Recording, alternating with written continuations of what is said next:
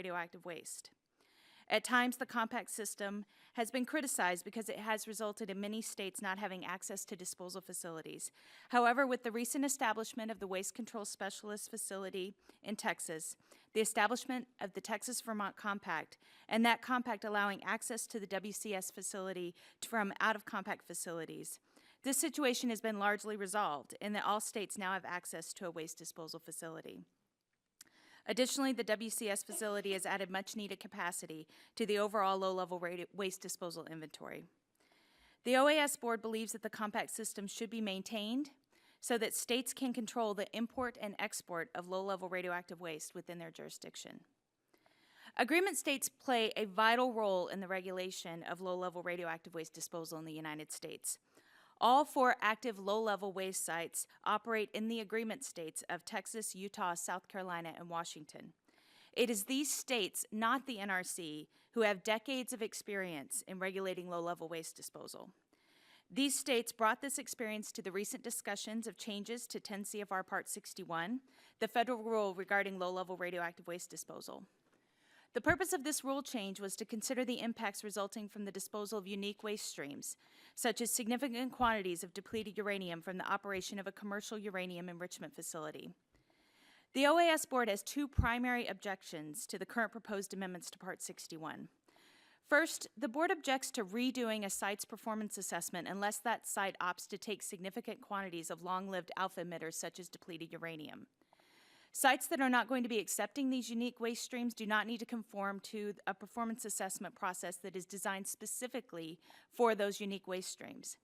Importantly, performance assessments addressing the disposal of significant quantities of depleted uranium for 2 of the existing low-level waste disposal facilities have either been completed or will soon be completed.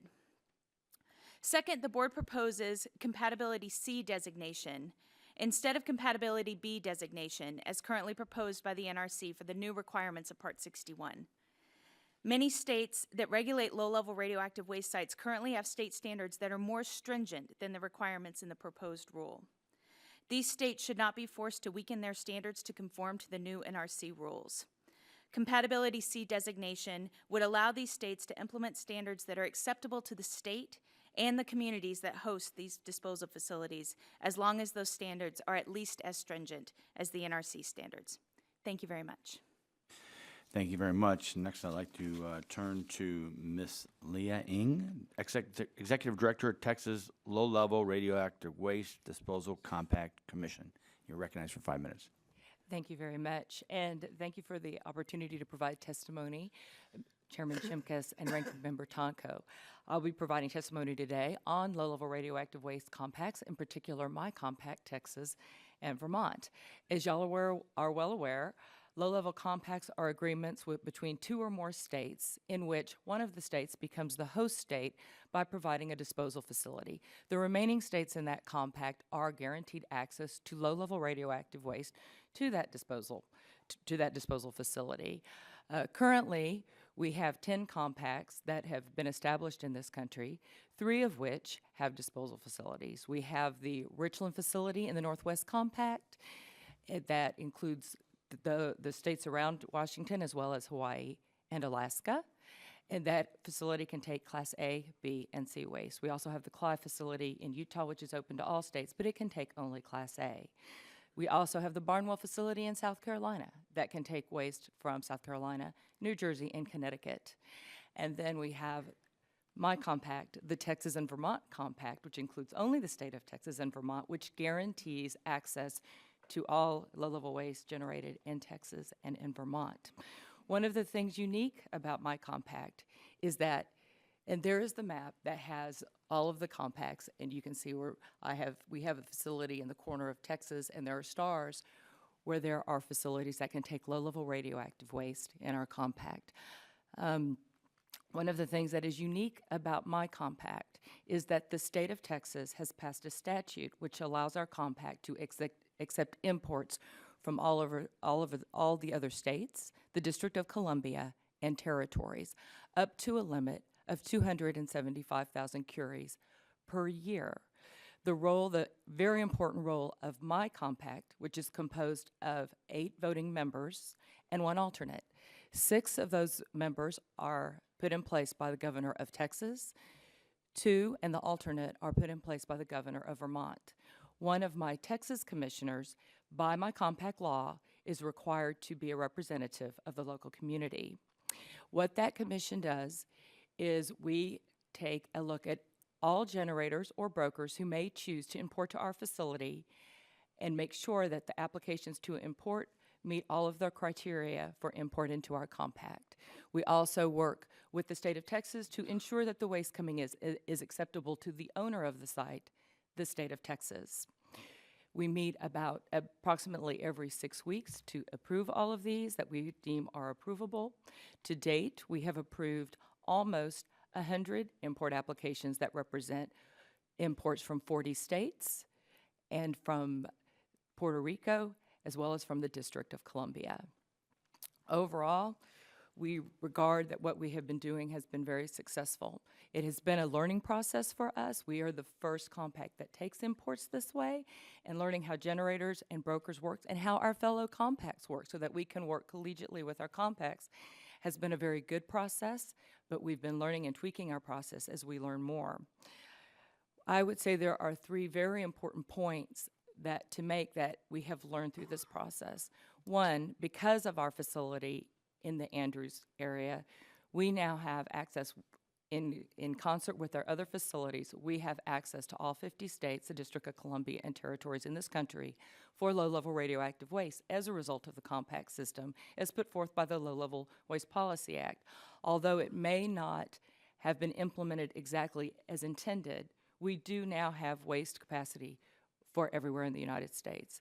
The other thing that I think is important to point out is that one of the reasons we have this is because the compacts can exclude waste outside of the compact if it chooses to do so, as was done by the Atlantic Compact and was done by the Northwest Compact. That could also be done in ours.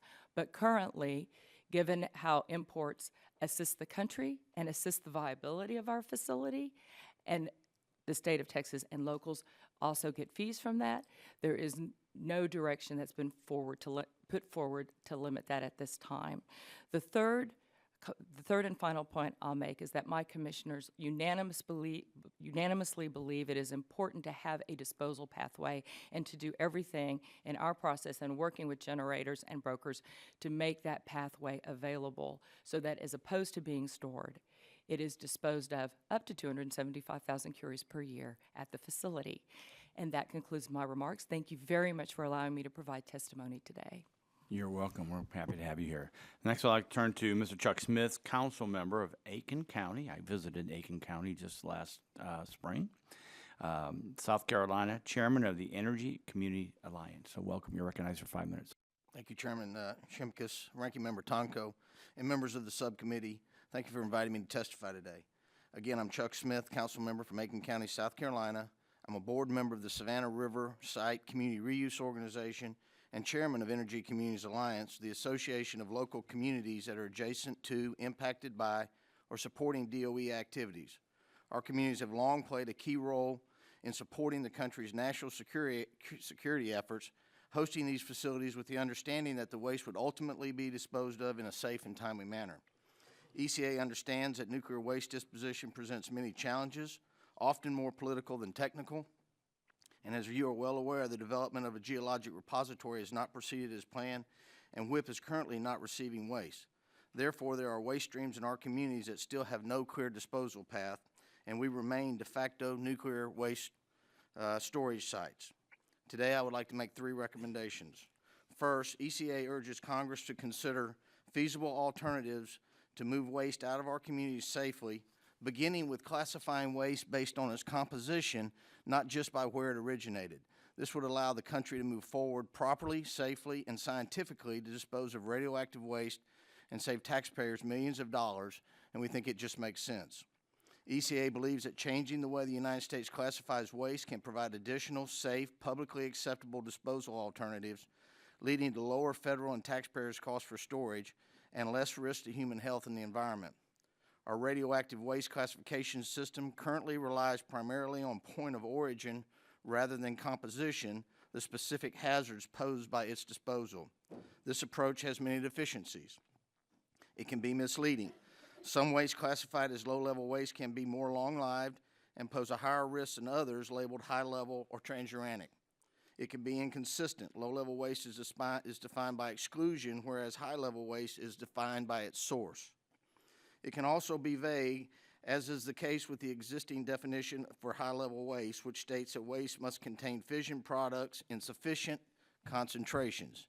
This does not adequately address the current state of defense high-level waste, some of which could technically qualify as transuranic waste if based on its radioactive material content. Only the U.S. classifies nuclear waste this way. ECA recommends that NRC and DOE work together to consider this option. Many stakeholders feel that NRC and DOE already have the existing authority to make the change. ECA is looking to Congress to implement a change immediately through legislation. ECA's multi-community task force has drafted proposed language for congressional consideration, and we have shared this with your staff. For greater than Class C waste, disposal in a geologic repository is the only method currently approved by the NRC. In its absence, greater than Class C and greater than Class C-like waste, which includes waste from DOE cleanup program, has no disposal path. As the Savannah River Site Community Reuse Organization specifically noted in a 2011 letter to DOE, this waste is considered orphan, and they do not support Savannah Riverside as a potential candidate for its disposal. As a board member of the SRS-CRO, we follow the community's guiding principle, which is no waste or excess material shall be brought into South Carolina unless an improved and funded pathway exists for processing and shipment to either a customer or an out-of-state waste disposal facility, and clarifying waste definitions would be helpful in identifying those disposal paths. Number 2, ECA recommends that full consideration be given support be given to communities and states interested in providing alternative storage and disposal options as part of a consent-based process. Greater than Class C and greater than Class C-like waste is essentially the same as remote-handled transuranic waste from the defense sector, which is already disposed of at WHIP near Carlsbad, New Mexico. The local communities there are knowledgeable on these issues and supportive of the cleanup efforts. If DOE and NRC determine this alternative is safe, secure, and reliable, if legislation is passed to allow WHIP to accept the commercial waste as well as the defense waste it already takes, if the necessary regulatory changes are made and resources are provided for outreach and education to ensure the impacted communities in the state understand the potential risk and benefits and approve, WHIP could take appropriate classified transuranic waste as well as a small amount of commercial greater than Class C waste. This could result in more room for high-level waste and spent nuclear fuel in Yucca Mountain or any other geologic repository. As you're well aware, Yucca Mountain is considered full before it even opens. I should also mention the efforts by the state of Texas to license a disposal cell for greater than Class C and greater than Class C-like waste or transuranic waste. Waste Control Specialist has a proven track record for safe disposal of low-level waste in Texas. They work closely with the surrounding communities, and they too are interested in taking the waste. Nye County also supports the inclusion of Yucca Mountain as an alternative for disposal of greater than Class C waste. However, DOE took it off the table in its draft EIS prior to the resolution of the regulatory and legal issues. This was due in large part to the administration's determination that Yucca Mountain is not a workable option and suspension of its licensing activities with the NRC. And lastly, the public must have the opportunity to formally comment on any preferred alternative in pursuit of a consent-based process. ECA looks forward to reviewing DOE's final greater than Class C EIS when it is released. However, as impacted communities, we stress that the public must have an opportunity to formally comment on DOE's preferred alternative, especially as we move towards implementing a consent-based process. This needs to happen even if DOE will have to delay its recommendation to Congress and any record of decision while they take public input into account. In closing, there are options, and the federal government needs to give serious consideration to all safe alternatives. Doing so may allow us to overcome stalemates, build momentum, and implement a comprehensive strategy that will get waste moving out of our communities as safely and expeditiously as possible. Again, I want to thank you for the opportunity to present this testimony to you today.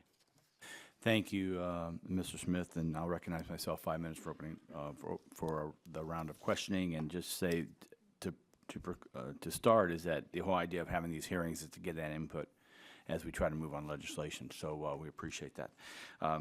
Let me start with Ms. Ng. Your testimony notes that starting in 2008, states which were not a part of an interstate compact with a host facility were left stranded without a disposal option. This was a result of the state of South Carolina choosing to exclude non-Atlantic Compact Commission states from having access to the Barnwell site. Is that correct? That is correct. To your knowledge, was that decision a result of any technical or legal issues, or was it a policy change as a result of a political process?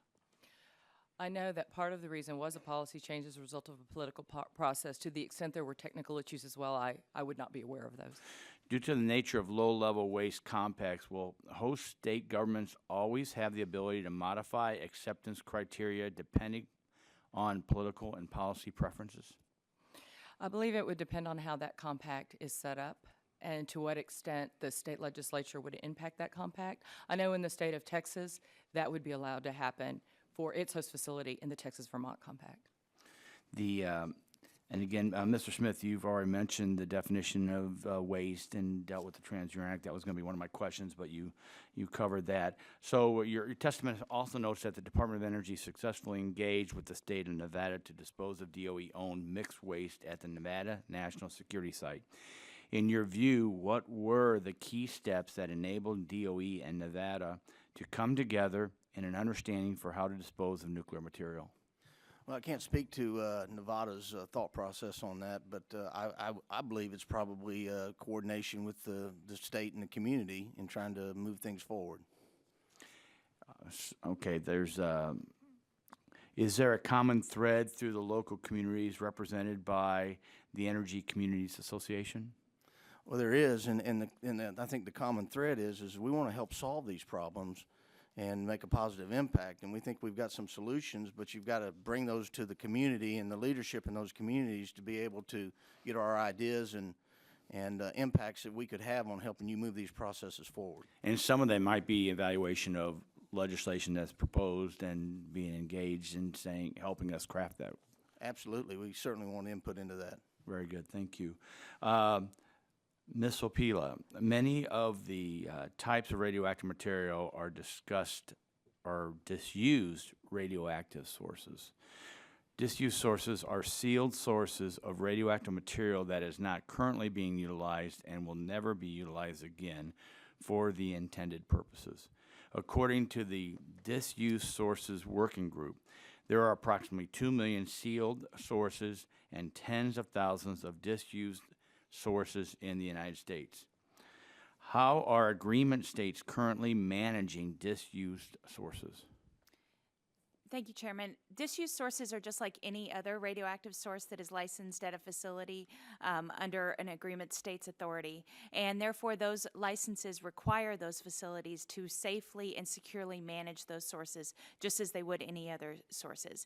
The agreement states, under their authority, periodically inspect these facilities to ensure that the facilities are managing those sources, both disused and used, in a safe and secure manner.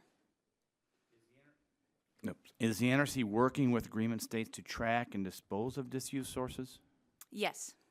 If so, are there additional actions the NRC could undertake to improve the handling of these sources? I believe that there are options that are being considered, one of which is for Category 1 and Category 2 sources, perhaps tracking the status of the source, whether or not it is used or disused in the National Source Tracking System. Great. That's the end of my questions, and now I'll yield back my time and yield to the ranking member, Mr. Tonko, for 5 minutes. Thank you, Mr. Chair. Mr. Smith, in your testimony, you urged DOE and NRC to work together to change the way that the United States classifies its waste to a risk-based approach, not just for low-level waste, but for other types of nuclear waste. Is there support among other communities for moving in this direction? Yes, most of all of our communities in the Energy Communities Alliance are supportive of this effort. Ms. Opila, your reaction to that? I'm sorry, sir? Your reaction to the recommendation by Mr. Smith. Is there support amongst communities to move to this risk-based approach? The organization doesn't have an opinion on that particular question. And Ms. Ing, is there any opinion you can share with us from your perspective? I can say that that with the licensing of the facility, the TCEQ engaged with the facility operator with a risk-based approach, but I can only speak to that facility. Okay, thank you. And Mr. Smith, again, are you seeing support from DOE and NRC with regard to reclassification? Well, we've had discussions with DOE, but there's been no commitment from the Department of Energy. We think that the easiest solution would be for Congress to change the language to composition as opposed to origin, and that would give us the ability to look at a number of waste streams to be able to move quickly out of our communities and have immediate impact. Thank you. Do you believe that those agencies currently have the legal authority? You're saying that there would be statutory change that you would recommend we do, but do you believe they have the authority to make this change, or do you see the legislation as absolutely necessary? Well, I don't think that I'm qualified to answer that question, but I do think that legislative assistance with this would get the process moving very quickly. Thank you. And Mr. Smith, you also stated in your testimony support for looking at all options for nuclear waste disposal, regardless of the status of the Yucca Mountain disposal site. It has been very difficult to cite even the low-level waste facilities, but we do have several operating. What gives you confidence that a consent-based approach to citing facilities for high-level waste can yield a better outcome? Well, something's got to be better than where we've been. So I think that anytime we can get together and you involve the communities, we can give you ideas and opportunities that you may not see. For instance, we've identified over 2,300 canisters of high-level waste that with this reclassification could possibly be considered transuranic waste and be disposed of in a different route than the geologic repository. Mm-hmm. And do communities living near the facilities where cleanups are underway believe they are consulted adequately about the status and plans for ongoing activities at these sites? I think there's good dialogue, although there's probably mixed results for your question. There could always be more, and I do think we need to be engaged more, yes. And could DOE and NRC or the facility operators be doing more to foster good community relationships? Well, I guess it depends on who you ask that question. They think they are. Sometimes we think there should be, more community involvement and assistance with the communities, with the level of risk that we're having to take on behalf of the Department of Energy. Can you cite some specifics from your own personal interactions with your group? It doesn't involve cleanup, but again, the MOX facility is something that came to South Carolina with the promise that was going to be completed, and that those waste streams had a disposition path out. And again, as you see, it certainly taken on the same characteristics of Yucca Mountain. That gives us pause for, what we're being told by the Department of Energy and, the administration. So, yeah, we have serious concerns in all of our communities, and we all have issues like that. Mm-hmm. And are there practices in other countries or recommended practices by the International Atomic Energy Agency that we should look to for new ideas on how to deal with waste safely and more quickly than we are currently doing? Well, I'm probably not the one to answer that question, so I'd like to consult the staff and get back with you on a written answer to that question. Do any of our other witnesses have recommendations in that regard? If not, that concludes my questioning, Mr. Chair, and I yield back. Gentleman yields back his time. Chair now recognizes gentleman from Texas, Mr. Flores, for 5 minutes. Thank you, Mr. Chairman. Ms. Ing, you highlighted in your testimony that Compact is still learning from the first 3 years of operation. Will you tell us the most pressing issues that must be addressed by both the Commission as well as the state of Texas when you look forward?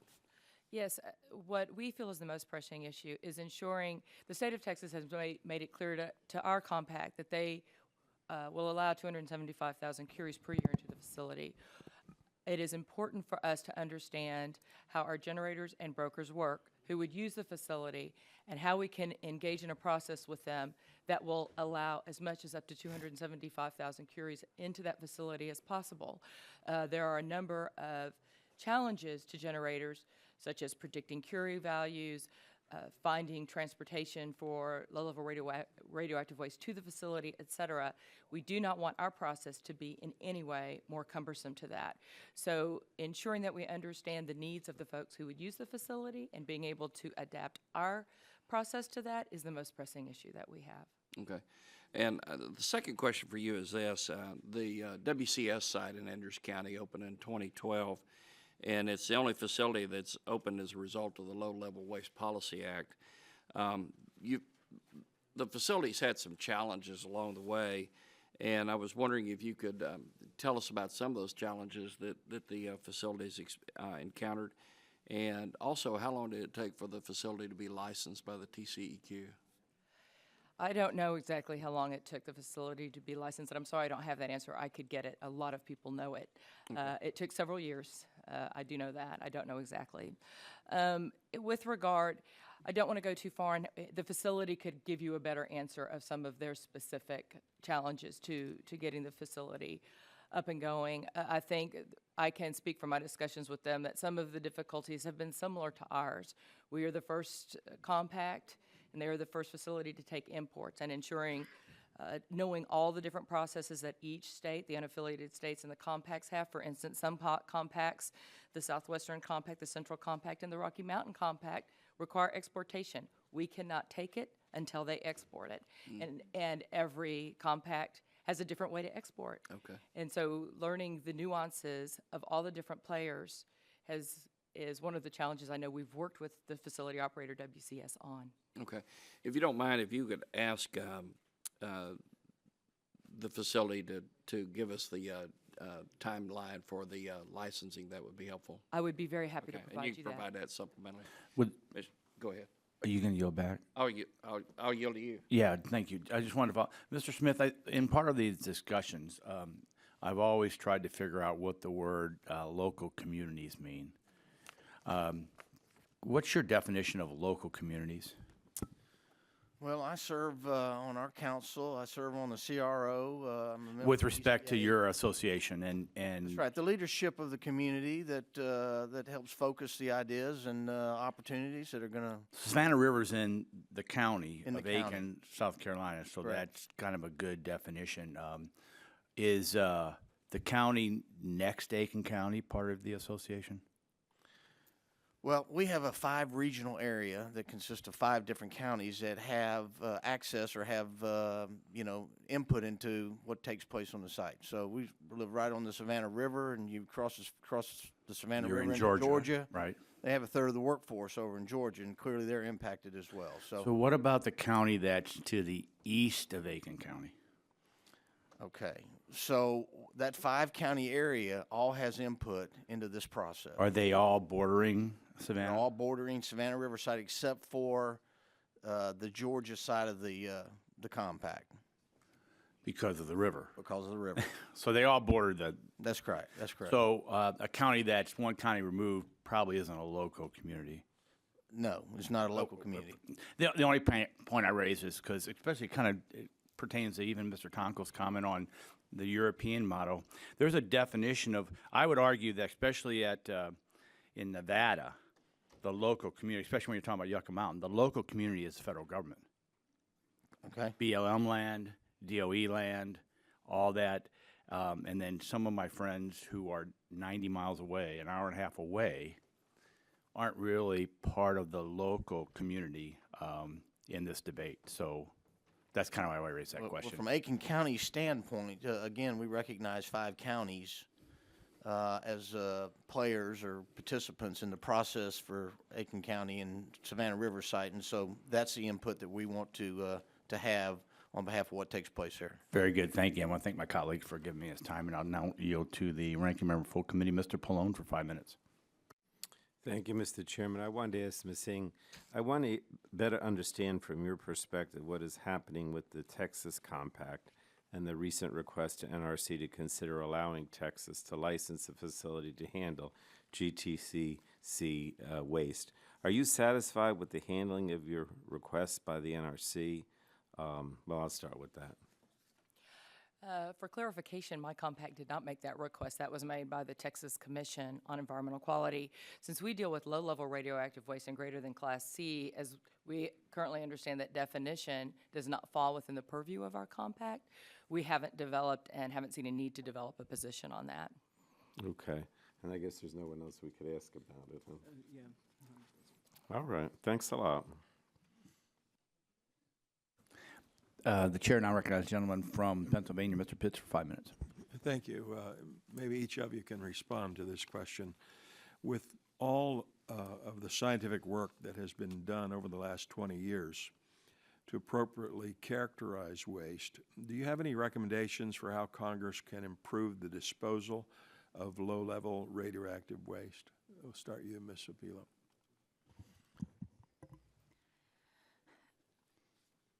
No, the organization does not have any recommendations for how Congress can improve. We believe the compact system is working well. We believe that the states that regulate these facilities do a good job of regulating these facilities, and so we do not have any recommendations at this time. Ms. Ng?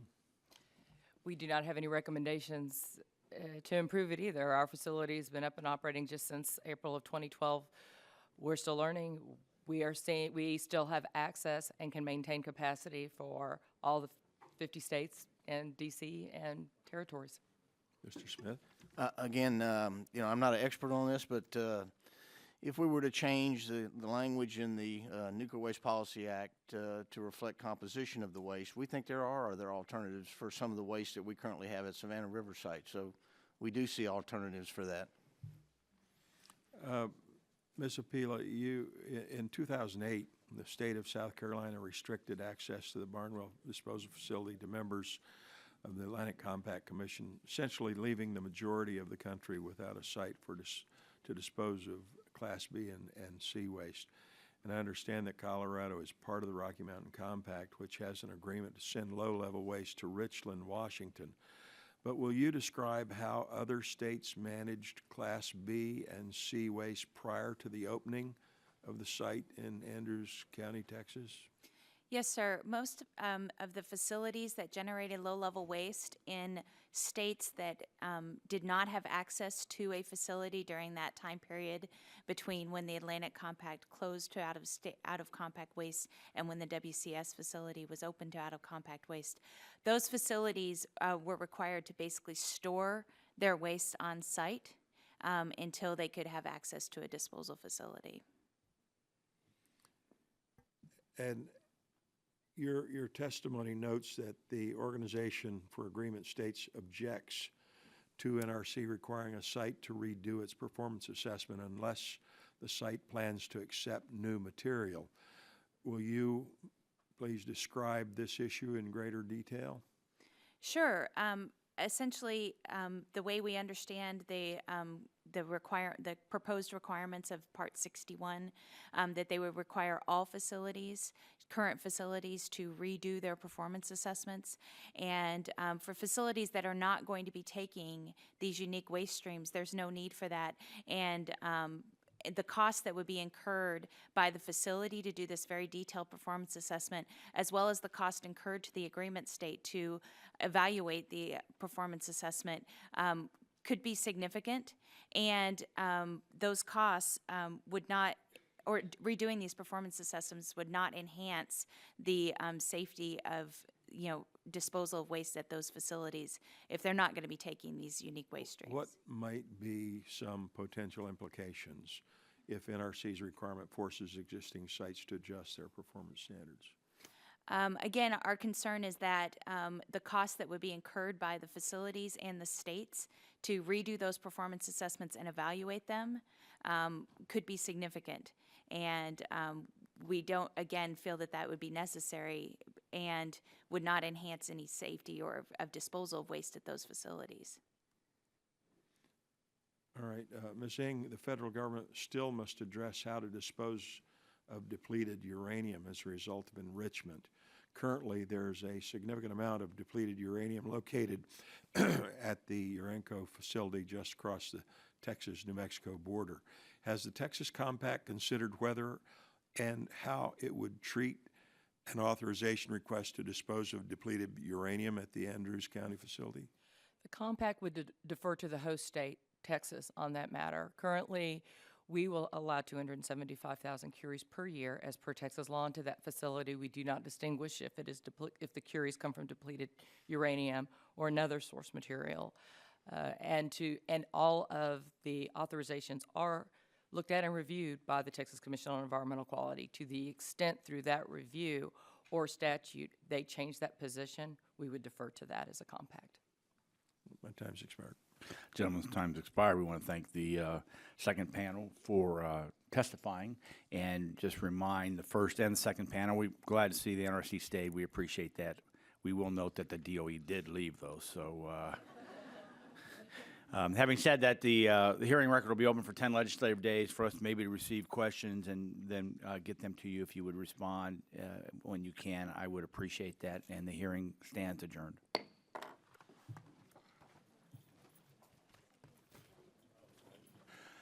And for those of you who are here for the next order of business,